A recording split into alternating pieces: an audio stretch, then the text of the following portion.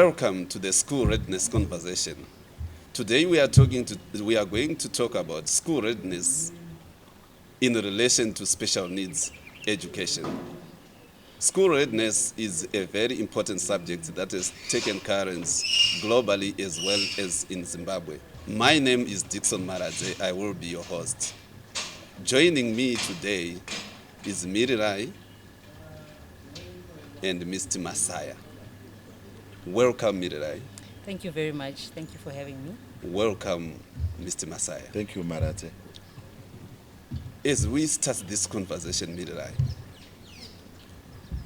what can you say or tell us about early childhood development and children with hearing impairment? Early childhood development is just a generic term that is used to refer to the cognitive, the social, the emotional, the language and communication. We're also talking about issues to do with eyesight and hearing abilities of a child. And this links very well with special education in the regard that when the children enroll for ECD, that is when most of them are assessed. That is when most of them are taken through identification processes to see what kind of disabilities that they have. And tell me, when does this happen? We have got ECD-A and ECD-B in Zimbabwe, and the current draft early learning policy speaks of the 0 to 8.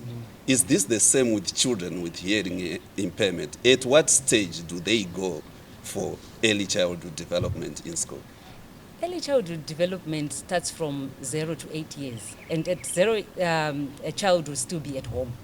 And then probably around 4 years, that's when they will start enroll into school. But this is not the case with children with disabilities. This is not the case for children with hearing impairments, because most of the times the parents are not even aware that there are schools that can actually assist their children in ECD. So they just keep them at home. So for children with disabilities, they might start ECD as late as 10 years old. And in rural settings, even in town settings, you actually find out that schools are not ready to accept children with disabilities in their settings. So that's a very serious you problem. see that parents take their children to school only to be told that we cannot cater for your child's disability and they have to go back home. That's when you then see that you have an ECD learner who is 10 or 14 years old in a class of children that are 4 to 6 years old. So we've got that difference. Where we are talking of 0 to 8, it means in Zimbabwe, if ECD has to be inclusive, it doesn't refer to the 0 to 8. Precisely. Our inclusivity should look at what stage do we have children with disabilities coming into school? Precisely. Mr. Masai. Maradze, I'm not a technical person in the early childhood development. But what I think is we need to go back to basics. A child should start being developed from the home. Before that child... Within the family context. Within the family, before that child goes for early childhood school. Now, the challenges that we have is, first, when a parent bears a child with a disability, we don't have the facilities in this country to help the parent or the parents to cope with that child. So the parent is left alone. The parent is left alone with limited resources. The second challenge that we have is, does the parent have the capacity to develop the child before that child goes to an institution? You speak of capacity. Yes. I find myself in the family with a child with disabilities. As a parent, there was never a time when I was trained, when I was made ready, when I was socialized into having a member who may have the demands and supports that I don't have. Capacity. How does a parent in Zimbabwe get that capacity? Let's look at a parent giving birth to a child that is deaf and hard of hearing. they do not know how to communicate to that child in sign language. So the development that that child is supposed to have in the home, he or she will only start to have it at school. But then even at school, it's a challenge because there are no sign language interpreters and the teachers cannot teach in sign language. Hold on. So now we've got two languages. The child is learning in the home how to communicate with their parents. Yes. When they go to school now, what we are referring to and the subject that we are talking about, which is early childhood development, the child finds himself or herself having to learn a new language, Indeed. which is now the official sign language in Zimbabwe. How is that so? The school complements the home Yes. in developing a child. Now, assuming that the child has had opportunity to go to school, back home the parent is unable still to complement or to help the child with the whatever education, homework or exercises. The two are not Y- y- related. Yes. So, what this indicates is that there is need for investment. There is need for investment and a lot of investment in early childhood development for people with special needs. It should not be left to the parent or to the school alone, but it should be an obligation by the nation to ensure that people with special needs are included in education. I agree with that. Parents are the center of that, what you are saying, Mr. Masai. I will give an example of a school in Chitungwiza, Seke 11. For me, I think that school is really showing what it's supposed to be done, how it's supposed to be done. They allow parents to come in and learn what the child would have learnt during the day. You are raising so that they, a could, very, they very can good help point. the child at back Yes. home. Yes. So what we are saying and what you are bringing out in this conversation is the importance of the biggest variable, which is the parent, which is the home environment, where the child has his first class. Mind you, the child does not get his first education when he goes into a classroom. It starts from home. Ladies and gentlemen, we have spoken about the importance of early childhood in recognition of the needs of children with disabilities, and in particular, those with hearing impairment. We are finding very interesting aspects here where the people on the forefront are asking the question to Zimbabwe to say, what are we doing? And my question is, are we doing enough? Where do we start? We will be looking at these questions to say, what then, where are we as a nation and where are we going in terms of early childhood development in the context of special needs education?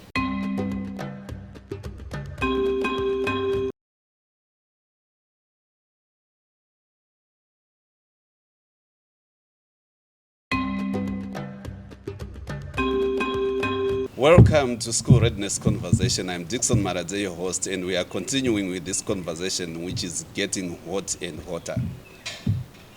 In the first conversation that we had, Mirirai and Mr. Masaya, we pinned down the issue of the provisions from the family, from the home setup, and how they impact on the access that a child can have to early childhood development.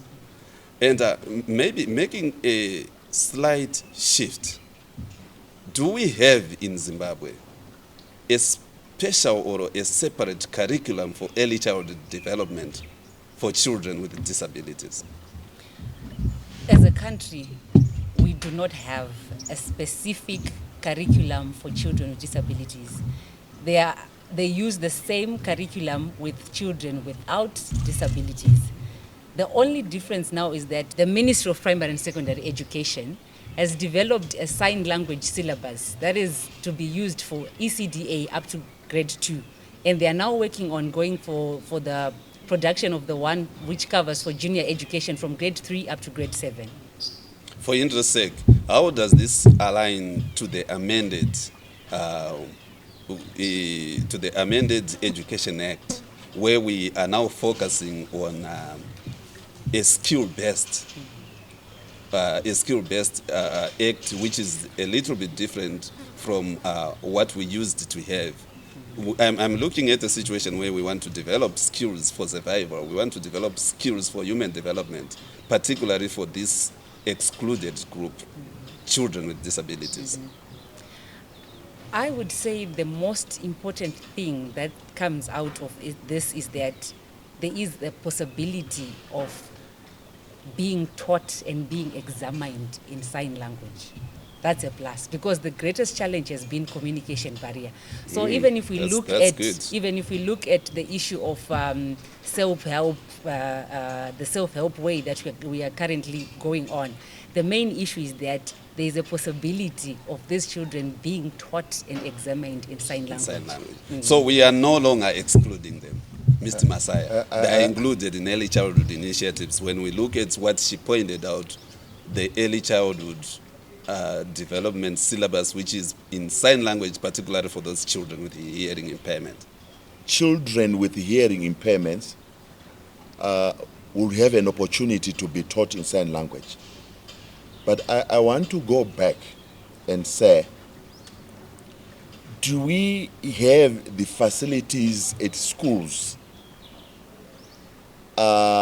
which the child with a hearing impairment can access? You are repeating this one. You have talked about it. It sounds like it's a thing of the heart, very important to you. When you speak of facilities, can you clarify? Do we have special facilities for ECD for children with hearing impairment and for children with other impairments which are not hearing impairments? Yes. I want to say disability is diverse. And for us to be inclusive of children with disabilities, we need to have the facilities and the resources to cater for those children. If you look at the Education Act, it has clauses which say resources permitting, Subject to availability That's of questionable. resources. So, yes, it's a question of making provision for inclusion of people with disabilities, but whether that inclusion would happen is dependent on making resources available. That's why I keep on mentioning about resources being available. Right now, if you go to some certain schools where there is inclusive education, they say that you find children with hearing impairments, children with visual challenges, children with intellectual challenges, all in one school with one teacher. I'm not an educationist, but by merely seeing that scenario, one doubts whether proper education will be happening. Oh. Now you're bringing in an issue that is very questionable, regional and globally, where we've got sentiments to say children with disabilities are better served in special schools. And we have got new thinking, which is now revolutionizing what we used to have and referring to it now as exclusion. Now we are coming to our context in Zimbabwe to say we are in the inclusion era, and we want them moving out of special schools into inclusive settings together with their friends, with their folks, with their age mates. You are bringing us to a position where we are saying possibly we are not prepared for full inclusion. Is that what you are saying? Okay. Segregation of people with disabilities perpetuates stigmatization, discrimination. Sure. That's why we have moved from there to inclusion. Because inclusion helps in taking away that stigma in the discrimination, which is usually associated with people with disabilities.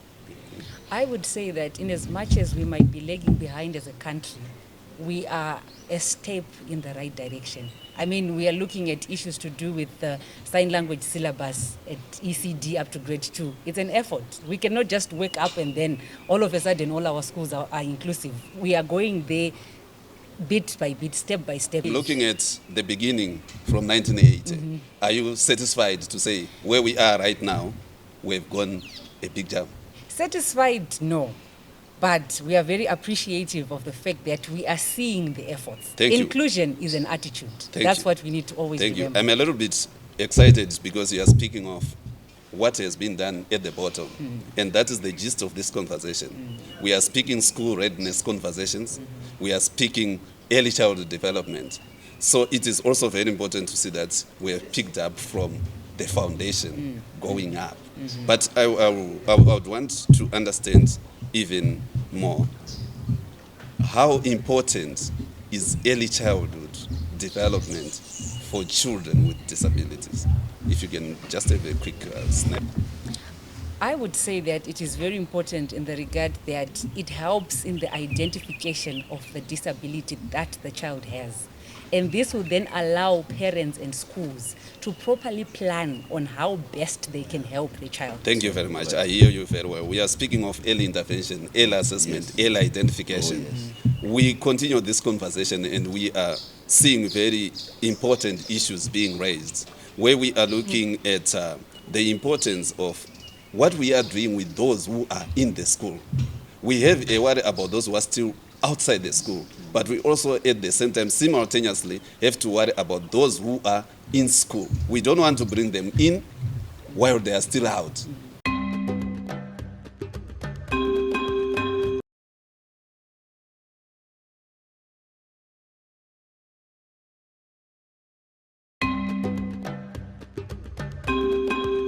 Welcome to the School Readiness Conversation. We are diving deeper and enjoying it, looking at issues that affect school readiness initiative in Zimbabwe, with a special alignment today to special needs education. We have raised a number of issues in this conversation. And Mirai, now we want to get to that stage where we inform a parent, where we inform a teacher, where we inform anybody who could be looking for early childhood development centers in Zimbabwe that's inclusive, that cater for children with disabilities as well. Share with us. In the country, there are very few ECD-specific centers, if there are any.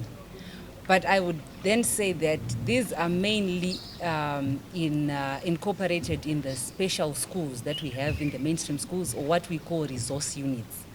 The few that might be there might be too expensive for an ordinary family. Inclusion is an attitude. There are so many things that we are overlooking as a nation, as a country, that are very important, especially to the development of children with disabilities, to ensure that they develop to be self-sustained people. We are letting them down as a country and as a people. You want to agree with that? Yes, I do agree with Mirirai. I wanted to add, Maradze, that for a child to go to school and that child has a disability, there are also other needs, like hearing aids, like wheelchairs, like walking canes. Is that my responsibility as the parent to ensure that my child has all these when they enter early childhood development centers in Zimbabwe? Or are we saying, I take the child to school and those provisions are available for the inclusion of those students as we have been discussing? That would be the ideal situation, to then say these provisions should be found in school, but that is not the case. As the country also have the BEAM facility, but it caters for everything else besides the assistive devices, which are very important for the child with disabilities to be in school. So we are calling here for increased investment in early childhood development in relation to special needs education. Indeed. Do we have an extra cost? Is it just when we have got the per capita that is given to every child? Are you saying for equity purposes, we need to have those who require more getting more, when equality says all children should get the same? Mr. Masai. Yes, I would be happy, Maradze, in this year's budget, over and above provisions for BEAM, to see a provision for assistive devices for children with disabilities. I want to add that at the end of the day, it pays. When you educate, when you include a person with a disability in the education process, you are enabling that person at the end of the day to be able to look after himself. At the end of the day, that person will not be a burden of the state. That person will not be a burden of the community. That person will not be a burden of the family. So it's a worthwhile investment. So it is not just about those children. We are looking at the macro development of our country. Yes. We are looking at increased investment with a higher return if it is at the foundational basis, and particularly for this population that we are talking about, children with special educational needs. Thank you very much. That's a very important intervention. Mirai, what other interventions do you see as very immediate that we want to call investors into? The government, families, private sector, civil society organizations, because we take this to be everybody's responsibility, leaving no child behind. What should we do? The first and important thing is to have the implementation of the Education Act. It needs to be implemented so that children with disabilities can start benefiting from its provisions. The inclusive education draft. The Education Act. The Education Yes. Act, the And parents. then we also need to finalize on the inclusive education policy so that schools and parents and everyone is guided into how we are supposed to assist children with disabilities in their education. It should be clear. Right now, schools do what they think is right for children with disabilities. It should be guided by some policy so that we do something that is universal as a country.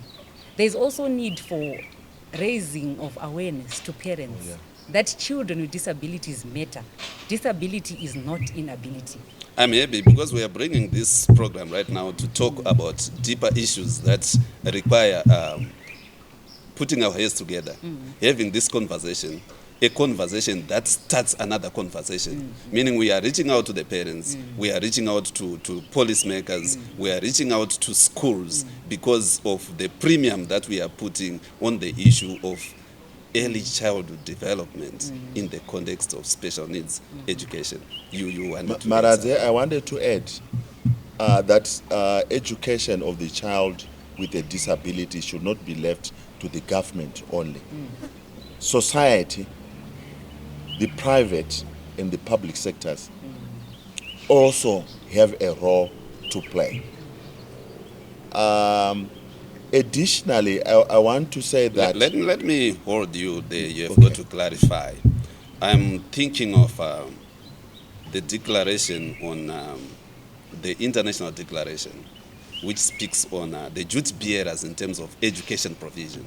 And the government is named as the biggest duty bearer when it comes to educating the nation. Yes. You are stepping away a little bit. Can you be very clear? Are you making us responsible as parents? If we are a community that cares, then surely I would like to think that we also have an obligation. Yeah, true. Who makes up the government, Maraz? The government is made up of us. So if we care, even when we are up there, we will continue caring. So charity should begin at home. Indeed. Yes. I'm very happy with that clarification. We are looking at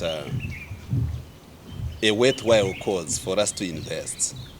But when we speak of investment, the question all the time is, where is the money? Who has the money? Do those who have the money see the need to invest in what we are talking about right now? But you used the word awareness in the beginning, and I'm excited about it, where we are saying we have got to make the nation aware. We've got to make the parents aware. We've got to give this responsibility to everyone. What we can do the smallest investment at this point in time matters, because our gist is to ensure that we have got quality, inclusive early childhood development for children with special needs. Indeed. You have actually spoken on how wide it is, but the investment, the responsibility that we've got to take, and the importance that we have actually discussed of the early childhood development. Yes. Yes. And indeed, one of the greatest things that also needs to be done is we need, as a country, to look into the training of teachers in sign language, or the training of teachers in disability management, Very clear. so that they are able to assist these children once they come into the school setup. I hear you coming from the background of hearing impairment. I Indeed. hear you, and you are putting us in that space where we've got to see what you see. Mirirai and Mr. Messiah, this has been an in-depth discussion. The views that you have shared with us from the beginning, what you have spoken on behalf of the children whose voices we have got to amplify, children with special needs education, the role of the parent, very important. What is done in the home, what the child then takes to school, it speaks to the early childhood development and the school readiness initiatives that we have been talking about. We also looked at inside the school, and I was happy when we realized that taking them in is not enough. We've got to get to that extent of now looking at what quality of education are we providing for them. This is not just about access, it is also about the quality of education. You spoke, Mirai, at the end, and you are looking at the issue of the sign language syllabus.